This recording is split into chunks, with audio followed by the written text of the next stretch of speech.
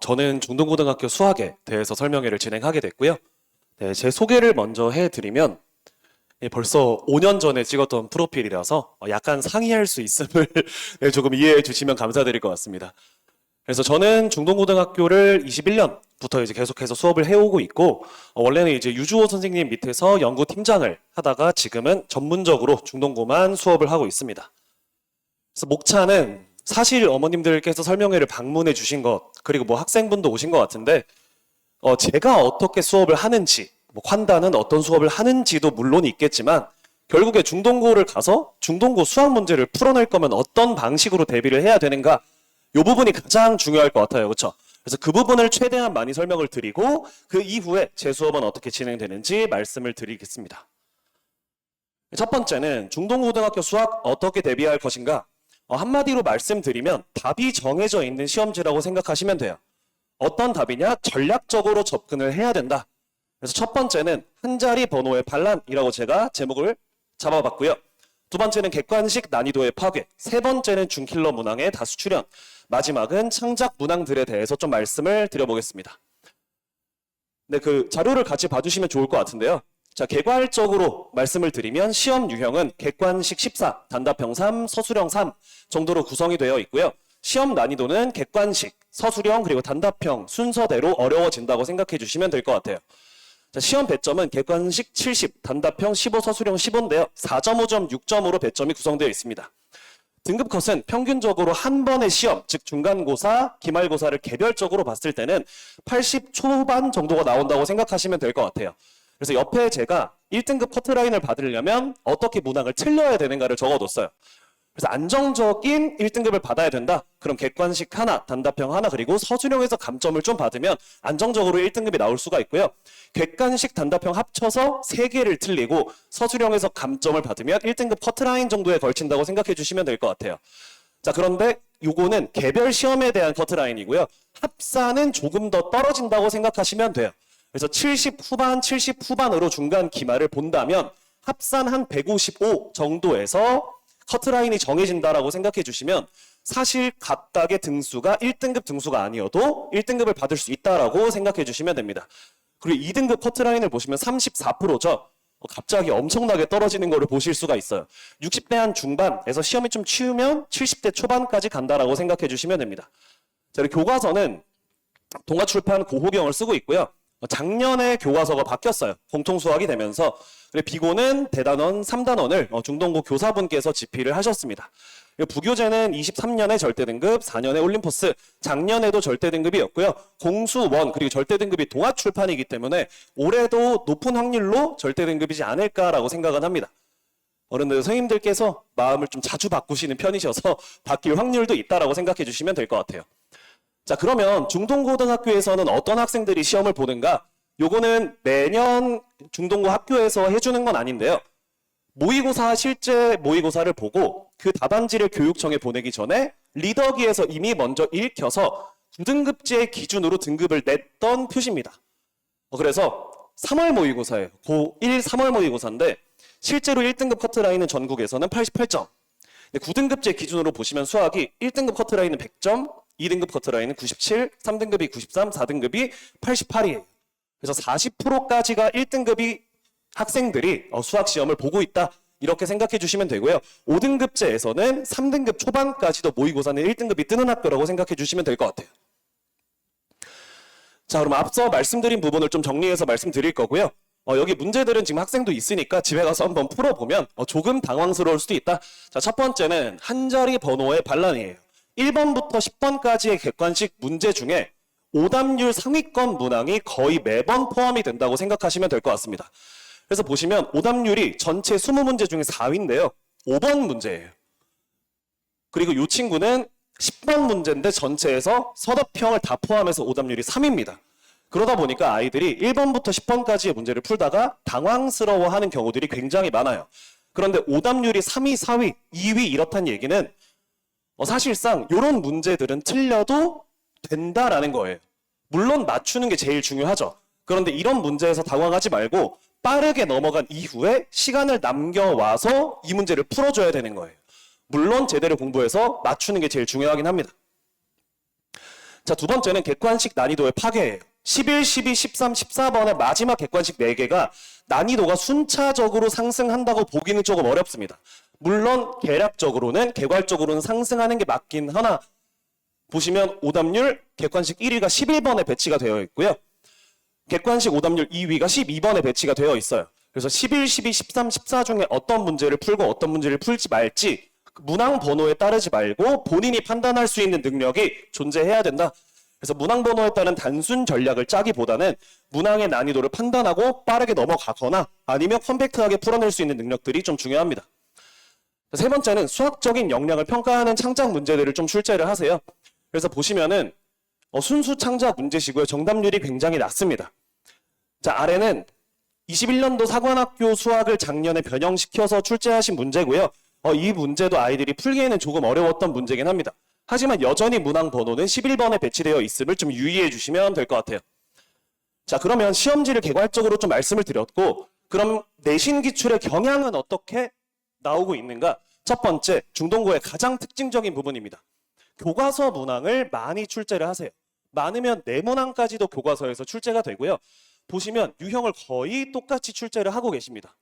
그리고 아까 말씀드렸던 그 5번 문항에 좀 어려운 문제, 오답률이 높았던 문제인데 이 친구도 마찬가지로 발전 문항에서 출제를 하셨어요. 그래서 교과서 문항들을 굉장히 많이 출제를 하시고요. 지금 두 문항은 앞번호대에서 출제됐던 사례들을 보여드린 겁니다. 자, 그런데 여기서부터 보시면 조합 문제고 교과서 문제입니다. 하지만 단답형 마지막 배점 6점짜리로 교과서 문제를 출제를 하셨어요. 그리고 이번 기말고사였는데요. 여전히 선원술형에서 배점 6점짜리를 출제를 하셨습니다. 즉 교과서 문항들 중에서 아이들이 아무 생각 없이 문제를 풀다 보면 그냥 좀 찝찝하긴 한데 맞았네 하는 문제들에 좀 어려운 조건들이 포함이 되어 있을 거예요. 그 조건을 분해해서 가져오신다고 생각하시면 됩니다. 그래서 보시면 이 문제에서 가져온 조건은 정수 K의 개수가 3이다를 여기 조건으로 가져오셨어요. 그래서 그 교과서의 조건들을 완벽히 설명할 수 있을 정도로 공부를 해둬야 이 문제들을 시험 중에서 알아차리고 맞출 수 있다. 이렇게 생각해 주시면 됩니다. 두 번째는 부교재 문항의 출제예요. 부교재 문항도 3, 4문항 정도가 출제가 된다 평균적으로 생각하시면 될 것 같고요. 부교재 문항도 여전히 교과서보다 더 높은 배점의 출제 빈도가 높아요. 그래서 보시면 서술형 마지막 6점 배점으로 출제가 됐고요. 아마 학생 입장에서 보면은 거의 똑같은 문제라는 거를 알 수 있을 거예요. 그래서 인수분해를 해줬냐 안 해줬냐 정도의 차이만 있고요. 자, 여전히 이번 2학기 기말고사 연계교재 시스템에서 거의 그대로 출제가 됐습니다. 그래서 여기까지 한번 정리를 해드리면 교과서 문제랑 부교재 문제를 합쳐서 6문항 정도는 꾸준히 출제되고 있다고 생각해 주시면 돼요. 그게 앞번호의 쉬운 문제뿐만 아니라 뒷번호의 배점이 높고 어려운 문제에서도 교과서 부교재 문제들을 많이 활용해 주고 계십니다. 자, 그리고 이 부분도 좀 특징적인 부분인데요. 기출 문항의 완벽한 분석이에요. 중동고 시험은 경향성이 정해져 있는 시험이고요. 선생님들께서 중요도 높게 생각하는 개념들이 크게 변하지 않아요. 그래서 보시면 22년도, 23년도에 동일한 문제를 출제를 하셨어요. 24년도에 한 번 쉬시고 25년도에도 동일한 문제를 또 출제를 하셨습니다. 특히나 이 23년도에 나왔던 이 문제는 절대등급 부교재에서 변형했던 문제예요.